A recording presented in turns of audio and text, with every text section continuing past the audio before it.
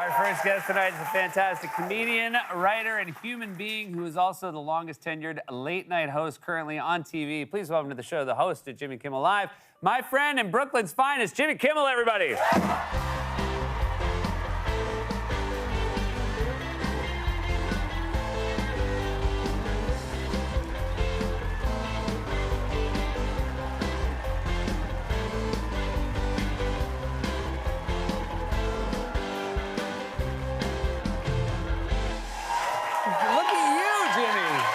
How are you? Wow. Very good to see you. I mean, you're so dressed up. Are you trying to shame me? No, not at all. I'm in town for the Met Gala. Okay. I don't understand. It's just the only thing is that was last Monday. So you think it's too late to go? Yeah. I mean, I think you're gonna miss the best parts for sure. Did you go? I did go, yeah. Last Monday? Yeah, last Monday. It's kind of famously the first Monday in May. I didn't know that. Yeah. I have a question I've always wanted to ask somebody who went to the Met Gala. Yeah. Why would somebody go to the Met Gala? It starts when your wife says, we should go to the Met Gala. I had a feeling. By the way, so a lot of people were wearing flowers, and you've done a better job than most, because I wore a black tuxedo, and I will admit, I caught some social media shade for not putting more of an effort into it. Did you really? And I think those same people would have been very impressed if you'd actually done that. Yeah, well, the theme this year, although I guess I did miss it by a week, was flowers from the 99-cent store glued to a fanny pack. Yeah. The theme was crotch flowers. Yeah, crotch flowers. But it's nice. I have pretzels in here, and if you like a little snack later.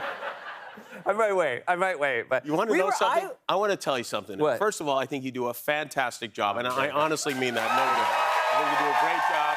Your writers are fantastic, and we admire what you do at our show. Secondly, I want you to know nobody backstage is watching your monologue at all.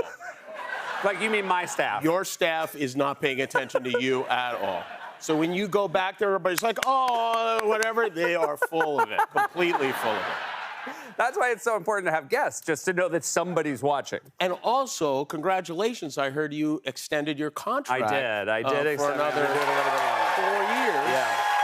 Which is exciting. It is exciting. And as you know, the longer you do these, the more your skills deteriorate to do anything else. Well, just look at this. I thought this was funny. But it's exciting because if you're here through 2028 at least, and I hope longer than that, you'll get to be here when Trump runs for president again. No. You'll be here through for another re-election campaign. Yeah. Have you gone down to the courthouse? Because I've been thinking about going down there. I wanted to congratulate you. You actually got mentioned in the proceedings because there was some texts. And it was because you had Stormy Daniels on your show.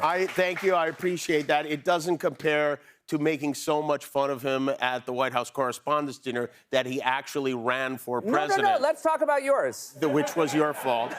But it was exciting. You put in the work, and it really pays off. Yeah. I was excited to be mentioned. I don't know why I was excited to be mentioned, but I was definitely excited to be mentioned. But you would want to go down to the courthouse? If you lived in New York full time, you think you'd go down? No, I want to go down with you. I think, because listen, we know he hates us. 100%. 100%. Yeah. Do you remember the first time you found out he really, really hated us? I was on a week-long camping trip where there were no motors or phones or anything allowed. And when I got off the river, my phone clicked on, and I just got message after message after message about Trump bashing us. Yes. And I thought, oh, I'm back in civilization. But what I would love to do is for you and I to go down there, maybe because, he's in some legal trouble. Yeah. And as a gesture of goodwill, because we are human beings. Sure. And, empathetic human beings, no nice less. people. Yeah. I think we should bring him a whole bunch of little bottles of ketchup. Because you're not allowed to eat in the courtroom, not allowed to drink in the courtroom. Ketchup falls in that kind of gray area. Condiments are allowed, yeah. That I think he could get away with a little bit of that. How close do you think we could get to him? And I mean emotionally. The funny thing is, we could, based on the amount of people there, we could just go and wait in line and get in, and he'd be so rattled if we were there. Oh, yeah, It would be like that SNL sketch where all of a sudden Keenan realized Beavis and Butthead are there. He'd be like... He'd have the same reaction. Except even Beavis and Buttheadier than that. Yeah.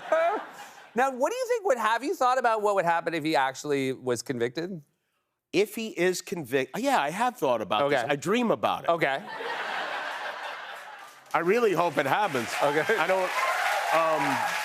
don't know what we'll talk about. It's really going to be hard to transition back to talking about American Idol, but I have a plan, actually, if he's convicted. A plan for what you would do. I'd love you to get in on this with me. Okay. Also. So what my plan is, if Donald Trump is convicted and has to go to Rikers Island, I'm going to commit a crime in the tri-state area. Oh. And with the goal of getting incarcerated along with him so I can drive him insane from the inside, too. That's what I want to do. And I'd love you to be my cellmate. That would be great. It would be really fun. We just do like a daily talent show where we're just doing monologue jokes. Just jokes about him. Yeah. We'll go through old clips. Like, remember when you were president, you said this? I'm holding up a phone over your shoulder that's playing clips. Yeah. Yeah. I think we could do this. I would love that.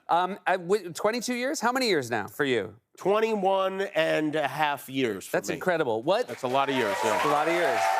And this is, again, it's very lovely for you to be here for the first time. Just a couple weeks ago, I was on your show for the first time. Are there still things you can get out of talking to guests? Are there things you notice over 20 plus years of doing this?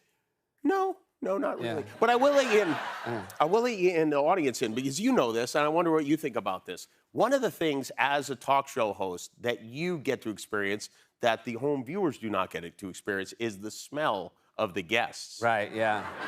And I've found that the worst smelling guests are the best looking guys. Oh. And I'm not joking. They are. Yeah. Some of these guys who've been on the cover of People magazine, Sexiest Man Alive, they have an odor, like a I don't need to wear deodorant because I'm that attractive. It's like, I think they do it to try to tamp it down a bit, the attractive factor. Right. Like in the way like porcupines have quills to keep the predators from eating them. Yeah. But then the best... I like that to keep the predators from having sex with them. That would be in this analogy. But some guys are so good looking. Like, you're a good looking guy, but not so good looking that you could afford to not bathe. Thank you. Yeah. Thank you. Like for me, with this face, I have to smell really good. You know? Yeah. I have to be minty fresh at all times. Even today, you said, I need a dressing room with a shower. And the best smelling guests are the old guys. Yeah. Yeah, they come out smelling like Aqua Velva, like the Copacabana in 1960s. Yeah. Like Don Rickles smelled great.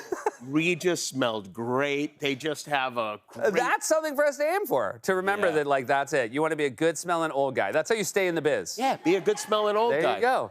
I have a lot more questions for you. You're going to stick around. More with Jimmy right after this.